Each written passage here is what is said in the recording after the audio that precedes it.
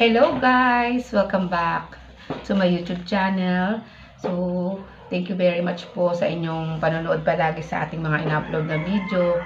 So, for today's video po, i-share ko sa inyo yung itinuro sa akin ng anak ko na mura daw po yung kape na mabibili ko sa Shopee. So, ang favorite ko pong kape is Kopiko Blanca. So, ito po, naka-order po siya. Po umorder kasi hindi naman ako masurong mag-order. So, ayan po mga kaibigan. Dumating na po. Ilang days lang? 2 days lang ba o 3 days? Dumating na po itong order ko sa Shopee. So, ayan po. Kopiko Blanca lang po siya. Ang in-order ko. So, ang halaga niya ay 10 piraso siya. Siya ay nakuha lamang ng 77 pesos. So, ayan po. Buksan na natin.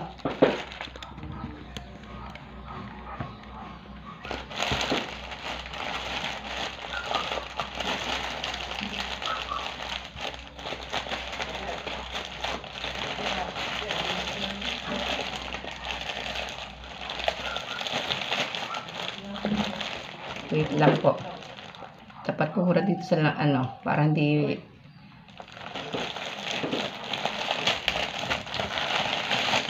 So ayan po ang laman.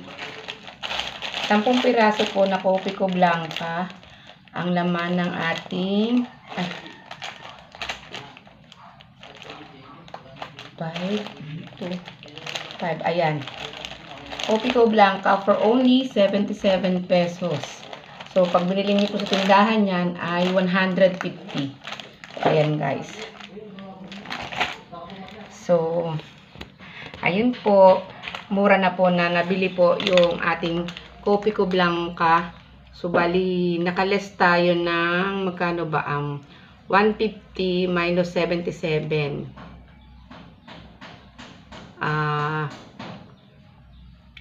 73. Less na tayo ng 73 pesos. Free shipping na po siya. Kaya, ayun, hanapin nyo po sa Shopee kung paano po mag-order. So, paano nga ba mag-order nun? Search nyo na lang po mga kaibigan. At tinuro lang po yun ng anak ko, hindi po ako nag-order. So, sa Shopee lang po siya makikita yung ating.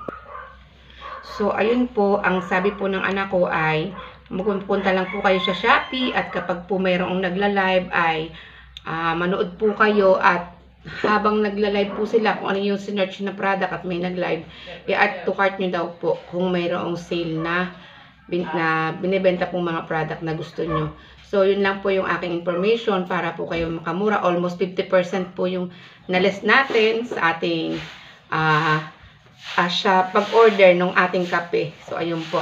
Malaking bagay na rin po yun, free shipping pa. So, hanggang dito na lang po ang aking maiksing video. So, kung meron pa ulit akong ma-share sa inyo, share ko na lang po sa inyo para ma-try nyo din po. So, thank you for watching po. Maraming salamat. Mag-ingat po kayo palagi. Goodbye everyone. See you on my next vlog. Bye-bye.